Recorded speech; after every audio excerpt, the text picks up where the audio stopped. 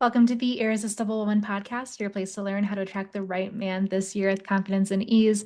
I'm your host, Madeline Charles, and I knew when I had a conversation with a dear girlfriend yesterday about her love life, I needed to bring it to the podcast straight away. So I know that this episode is really deeply going to serve you. We are getting into the sneaky way successful women postpone love. I think this episode is going to be quite the wake-up call. It's going to be a loving call out and hopefully a loving reframe to support you in understanding the ways in which you may be rationalizing and using logic and well-intended thinking to inform how you move forward in your love life. And I'm going to show you how you may actually be getting in your own way right now and delaying the very result that you are hoping to create. So like I said, I was chatting with a great girlfriend yesterday. She is newly single, and she was sharing all of the things that she wants to put in place before she really prioritizes dating again. So she was sharing with me, I've got some body goal things I want to focus on, like I want to lose a bit of weight. I want to decorate my room. She just moved into a new place. So she's like, I want to decorate my room and make it feel really cozy and like a place I actually want to come back to after dates and like have it feel like a safe, beautiful sanctuary. I want my finances to get to a certain place and I want to grow my business a little bit more. And I feel like once I get those things dialed, then I'm going to be ready to open up to partnership. Like my life will be feeling good. So I will be like really rooted and grounded in myself. And that will be a great place to be attracting the right guy from. And she asked me my thoughts on that. And I was like, hey, those things all have validity. They all sound reasonable. They make sense. Like they're beautiful things for you to be focused on. However, there's a danger in that because the things that can seem really responsible, really mature, actually sometimes can have a twinge of self-sabotage or self-protection. And when I helped her look at that, she was like, oh, shoot, you're right. So I want to unpack that with you today because chances are you have some things that you are using as a goalpost to measure when you're going to feel ready to open to love for, or when you're going to be ready to date, or what's going to help you know that it's time to open up to, the love that you are seeking. So, high achieving women, just like my friend, they are incredible at creating results. Like you are likely a CEO, leader, female founder, entrepreneur of some type, and you know how to set goals, execute, optimize, improve, achieve. Like that is just your MO all the time. And we know that that strategy has likely supported you to create incredible results in your professional life. But then what often happens is women try to leverage the same skill set in love as a strategy, and it doesn't play out the same way. And there is a really subtle pattern underneath why this happens that I want to unpack with you today. So there's often this line of thinking that something like, when I become the right version of myself, then I'll be ready to receive the right relationship. And it can set us up for this false perspective of, again, this goalpost that we're moving towards. And we know that things outside of ourselves, such as finances, even our body, our weight, our career, our home, these things fluctuate. Things are never going to be in a static, perfect position where we're then going to feel ready and available. So when we have goals, we have ambitions, things we're moving towards, we get to have that. But if we're using that as a reason to delay taking action and opening our hearts in love, that's what we really want to pay attention to because those things outside of ourselves are moving targets. And what's the thing instead that we can really utilize as a marker to know that we are truly emotionally available and ready for the thing we want? It's an internal game.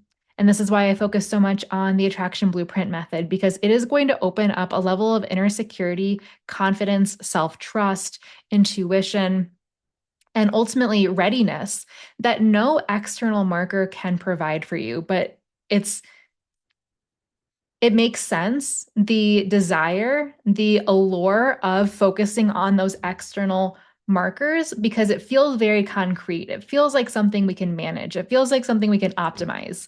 And there's an attraction in that, right? It's like, oh, like if I just hit that number on the scale, or gosh, if I just, get my home decluttered, or if I just have X amount in my bank account, like then I'm going to feel like I have the resources internally to open to love. But again, we're looking outside of ourselves to create that sense of emotional safety that can only come from within. So I want to unpack why this whole premise of like after, X feels so safe. It's this idea that once this external thing is handled, I'll finally feel safe enough to open. And it's remembering that your attraction blueprint does not learn safety by having perfect conditions. It learns safety through experiencing safety. I'm going to unpack your different attraction blueprint types and how this all plays out so you can see yourself really clearly in it. But it's realizing like the skill set that's required for love, it's quite different than the skills that you're using to achieve, optimize, and strategize. Being available for love, it means that you are willing for things to feel a little messy. You're willing for things to feel imperfect. You're willing for things to feel vulnerable. There's a level of risk tolerance that's required for you to go, gosh, I don't exactly know what's going to play out here. Like, I am hopeful and I'm excited, and I've got to be game for any number of scenarios to play out, right? As I'm connecting with different men, I've got to be willing to feel a level of disappointment, rejection, frustration, hopelessness, right? Like we're not necessarily leaning into those feelings and like trying to call them in, but there's something really powerful that happens when we are just willing, when we're like, if me meeting the right man means that I need to go on a slew of dead end first dates and it's going to require me to really confront myself and look at the ways in which I'm playing small or holding myself back or bending my boundaries, not communicating my needs effectively. Like if that's the journey I need to go on, then I'm freaking willing. I'm game. I'm not going to try to avoid and suppress and kind of like skirt around these very human parts of the dating journey. So again, it's not to say that we're necessarily saying you need to go on 10 awful dates in order to meet the right guy on the 11th one. Sometimes it plays out like that, sometimes it doesn't. But when you're just willing to embrace the dating journey and the discomfort that inevitably comes up with it, you're no longer pushing away things out of fear and you're just kind of neutralizing it. And you're like, yeah, I don't have to be excited about it. I don't have to be like actively calling it in. But if it does happen, it's no big deal. I've decided that that's going to be a stepping stone on my path to success. Because even if you meet the right guy tomorrow, I guarantee there's going to be discomfort in that, right? It's not to say that dating has to be just dead end dates and missed connections and things that fall apart. Sometimes my clients meet their guy within a matter of weeks of working together. And still, they are bumping up against what I call their intimacy threshold. They are still having to lean into a new level of receiving and how uncomfortable that can be, and really trusting that it gets to be so good and allowing themselves to be seen in different ways. So the work remains the same, no matter how your path uniquely unfolds. And I think that that's something that we just really get to own and embrace and, again, neutralize. But as long as we're saying, I want love, I want that desired end result outcome without all of the uncomfortable, sticky stuff that comes with it, then we're not really aware of what we are saying we want, right? We've got to be willing to take it all, full spectrum, and to realize that in moving through those crunchy, insecure moments where you're doubting yourself or you're second guessing what you said, or you're trying to tune into like, do I give this guy another date, or is there potential, or am I asking for too much? Like all of these layered questions that you will inevitably face in the dating journey, when you're just like, those are growth opportunities. These are ways for me to get more clear, more confident, more secure, more steady in the signal I am sending out to men, then I don't have to fear those things. I can see them as really good indicators that I am on the right path. So let me break this down concretely for you in the different attraction blueprint types. I actually have a quiz that will show you in just 2 minutes what your attraction blueprint type is. So as I'm sharing these things, if you want confirmation, like maybe you're going to hear and you're going to be like, oh yeah, I think I'm definitely an air sign. Or, ooh, I think I lean a little bit more fire. Take the quiz in the show notes and you will be able to confirm that for yourself. And it's going to give you some great insight and additional steps to support you in moving into that secure attraction blueprint type. So the first attraction blueprint I want to speak to is the air sign. This most closely reflects an avoidantly attached person. And so that air sign type of woman often will wait until she understands everything. There's a core fear that is kind of running under the surface for her, which is this feeling of if I don't figure it out, I'm going to get hurt. So, air sign type women often delay love through analysis. And what that can sound like is I'm going to be ready to date after I understand all of my patterns, after I heal this wound, after I know exactly what I'm looking for, or ultimately after I become more secure. And what happens is these women are trying to eliminate uncertainty before they ever have to experience it, which is just not a realistic expectation. So it's interesting the little subtle ways we try to seek control and predictability and certainty, when in fact, dating and intimacy and like close connection with another human is really anything but, right? And so we have to really look at like, what is the game I'm actually playing? And like, am I going for realistic expectations here, or am I kind of setting myself up to fail unknowingly because I'm making my goals things that are not aligned with the reality of the situation? And don't get me wrong, as you develop your ability to be secure and you attract a different caliber guy and you develop the practical skill set around expressing your needs, showing up in a confident way, holding your standards. Yeah, the level of uncertainty you're going to face is going to decrease. You're not going to be attracting that type of guy who's really hot and cold and taking you along for a ride and it's like a big emotional roller coaster. Like that type of uncertainty is going to get dialed down, which we want to see, and that's totally realistic to experience. However, just the innate nature of you and another messy, imperfect human coming together, there's going to be a little bit of that calibration period of like, oh, what are you looking for? And how do we interact with each other? And how do we meet each other's needs? And how do we evolve over time and continue that level of closeness and connection as we move into a new phase of the relationship development journey? So there's always a sense of uncertainty. And that's, again, not a bad thing, but we want to really understand, like, are we trying to eliminate all of it? Or are we simply trying to move ourselves into a place where the type of uncertainty we're experiencing is no longer as dysregulating and it's no longer indicative of us operating from an old attraction blueprint pattern, which is going to have a lot of highs and lows, as opposed to, hey, I'm operating from a secure place. I've attracted someone who's secure. And now the uncertainty really becomes, how do we continue to build a connection that really honors both of us, feels great? And like the uncertainty I've got to work on is like, wow, this guy wants to keep showing up powerfully for me. And that feels like an edge. And so, how do I keep my heart open in the moments I want to close? It's a very different conversation and challenge that you're navigating than, oh, I've attracted this guy who's super hot and cold. And I feel like I'm just kind of along for a ride here and I don't know what's going to happen next. So, I hope that that clarifies what I'm talking about here. Okay, so coming back to the air sign attraction blueprint type, the ways in which this type of woman may be trying to eliminate uncertainty in an kind of realistic manner is that she may be spending months analyzing her dating patterns, like rehashing things from the past or getting super nitty gritty about, oh my gosh, every text that I send is taking me a really long time because I just want to get it right.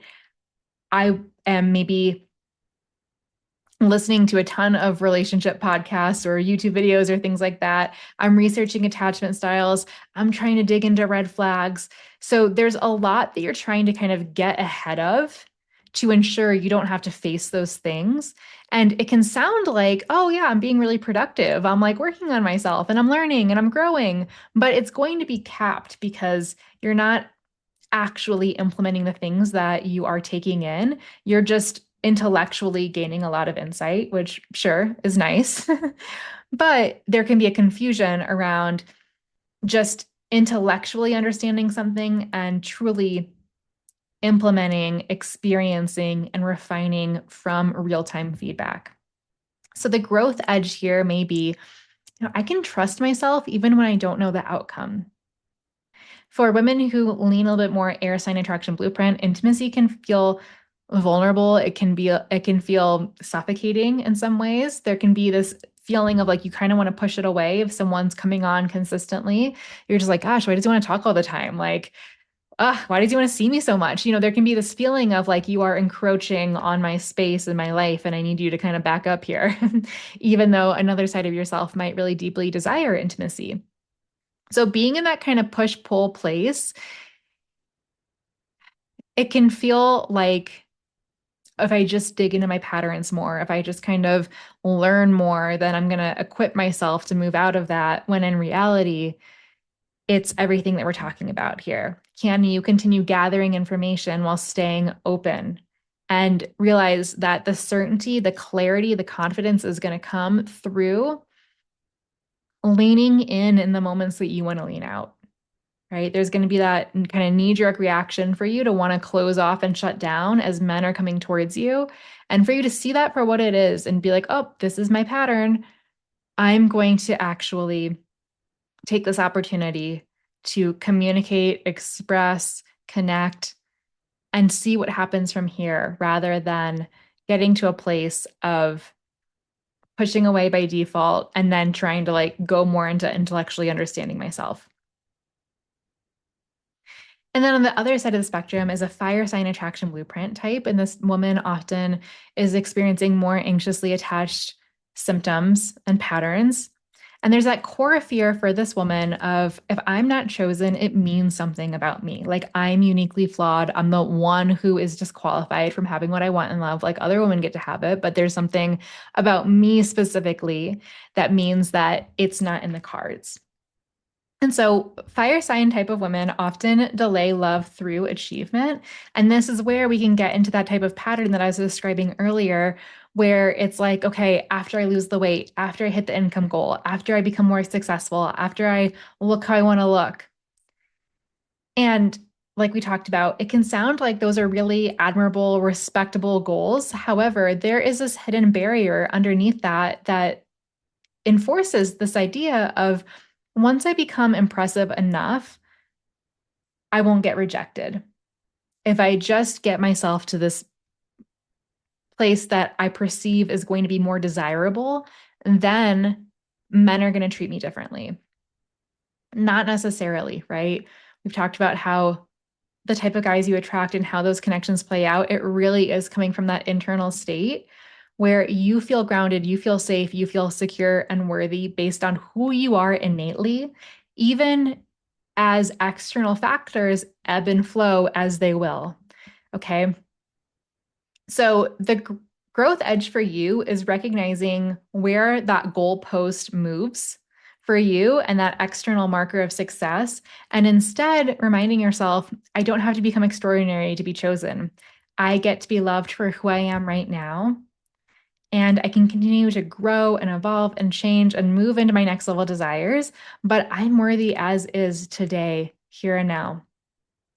And a lot of times we have this feeling of like, oh, who would like me with, maybe the way that I look, or with my finances in a certain way, or with my career influx, or my family dynamics, or my health stuff. Like we sometimes have these things that we feel insecure around.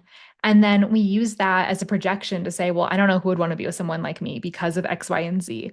And when we reframe our relationship to those things that we feel insecure about, the shame dissipates and suddenly we feel way more magnetic, radiant, and receptive because we're not deciding how people are going to feel for them, right? Like we're not robbing men of their ability to fully choose us by saying, oh, you wouldn't want me anyway, or gosh, like there's no way that guy would go for me, right? Like sometimes I hear women say that they'll come across really exciting looking guys on the apps, but they don't swipe on them, they don't message them because they're like, oh no, he wouldn't go for a girl like me. They just automatically disqualify themselves based on their own projections and insecurities. So I want you to be really mindful of that and to enjoy growing and developing yourself just because that's the type of woman you are, but not because you think that you are exempt from what you want until you reach this certain place in your life.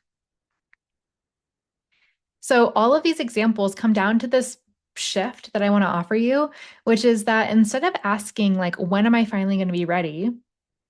I want you to ask, what am I hoping this external thing will give me internally? And it's really interesting when you start to unpack this in these specific examples. So, for instance, if there's like a weight loss goal, again, you might find, oh, I just actually want to feel desirable, or a money income goal. You probably are like, I just want to feel safe. Having a clean home or getting, your aesthetic in a certain place. You might just want to actually feel settled or reaching a new career milestone. You want to feel worthy. Remembering that those feelings cannot be outsourced. And when we are chasing those external points of validation, it's such a slippery slope. And this is why perhaps you have experienced hitting a milestone, getting the promotion, hitting that number on the scale, whatever it may be. And it feels kind of empty when you arrive there. Like you've been hyping up this goal, you've been working towards it, and then it finally comes and you're like, why don't I feel more fulfilled? Why did I celebrate it for maybe like a night out with my girlfriends? And then, gosh, the next day, I'm like back to what's the next goal? What's the next thing I'm moving towards? And it all just feels so fleeting. And it's because that inner security is an inside job. And what a relief, right? So we can have our ambition, we can go after goals, we can be moving towards that next level life that we desire. But we're doing it from a place of, I'm already so good and I'm just available for what happens next. I'm available for it getting even better. But I am building, I'm growing, and I'm striving and I'm achieving from this secure base already that allows it to be like, I'm opening up to overflow. I'm opening up to more than enough. I'm opening up to it's great and I'm going for exceptional, which is very different than I feel less than. I have a void that I'm trying to fill. I'm trying to feel finally competent and chosen and good enough, right? Like that's not really the winning game here. So I wanted to bring this conversation forward today in case you are seeing yourself in my friend's example where she had all these beautiful goals that were well intended. And then when we really got into it, I helped her see, hey, those are goalposts that are very easy to keep moving. And what if instead you focused on that inner game? And for her specifically, I'll share this in case this resonates for anyone. Like I said, she's newly single and she's still grieving that relationship ending. And so she was saying, how will I know when I'm ready? Like, I'm still crying over this. There's like definitely still emotional charge. And so we were talking about the very real grief that happens when something that felt promising doesn't continue. And my reflection for her was, probably when there's not so much active, energetic, emotional charge, when you think about this relationship ending, like that would be a good indicator for you. And also when that grief turns into gratitude, right? We think about like the stages of grief, and often that's applied to when someone passes or we like have this significant loss, and a relationship is certainly one of those. A relationship ending, there is a grieving process. Moving through heartbreak, whether it happened a couple months ago or it's still something that stings from years and years ago, when you can get to that point of grief turning into gratitude, gratitude for the experience, gratitude for the lessons, gratitude for the growth, that is a really good indicator that you are now fully available to welcome in a new connection because your past connection has clean energy around it. There's not still emotional residue tied up in it.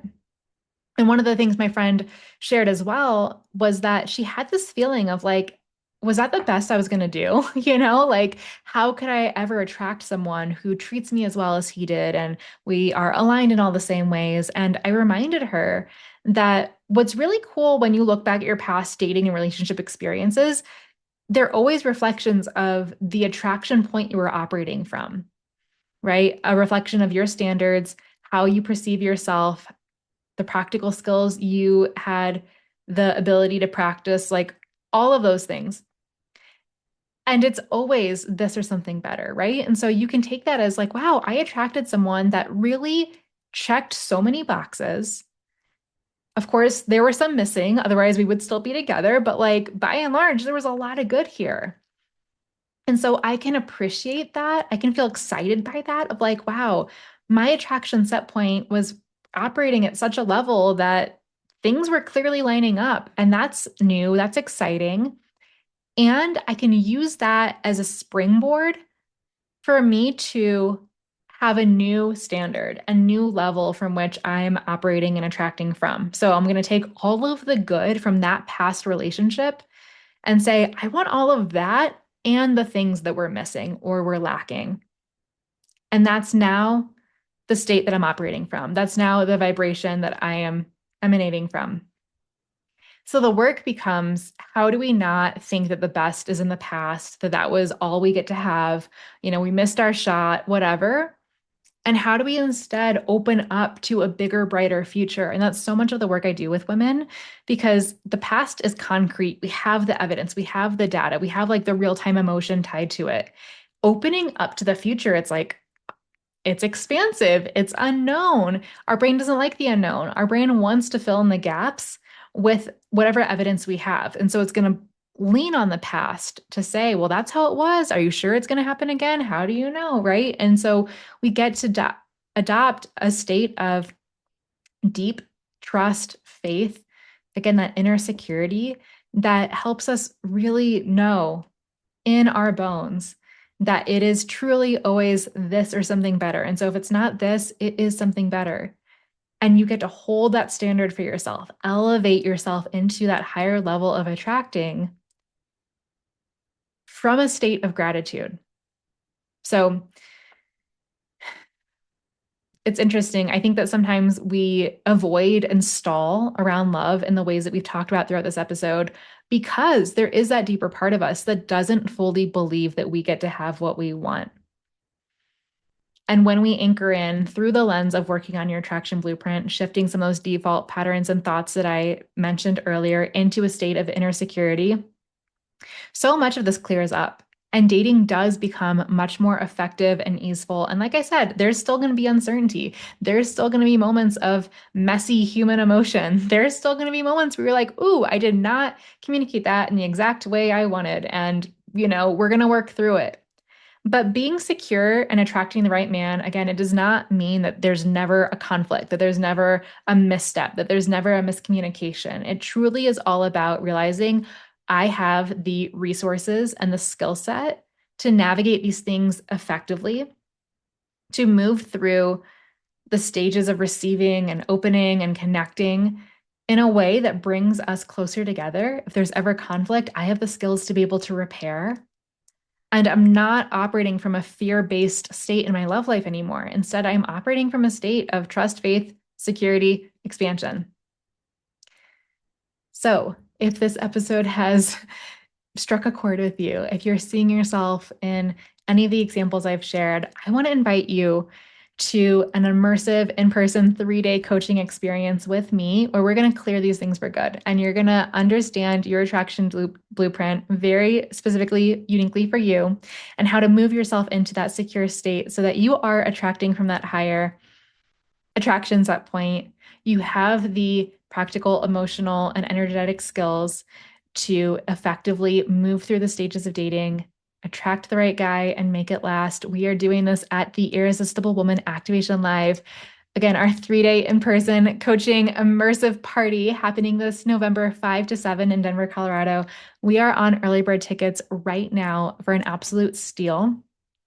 Seats are filling, and I would love to see you there because it's one thing to just hear a podcast, have an aha moment, and then chances are no fault to you. But what happens, human behavior, is maybe you really enjoyed this podcast. It's going to end in a couple minutes. You're going to turn it off, go back to your default way of operating.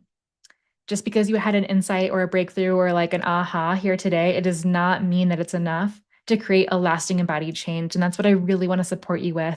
So if you're enjoying this podcast, imagine what it would be like for us to spend 3 full days together in person, heart to heart, with the Irresistible Woman community. There's nothing else like it, which is why this is our 5th year of putting on this event, because it really does make a difference. And you can check out all of the raving client reviews and testimonials on the event page. Don't just take it from me.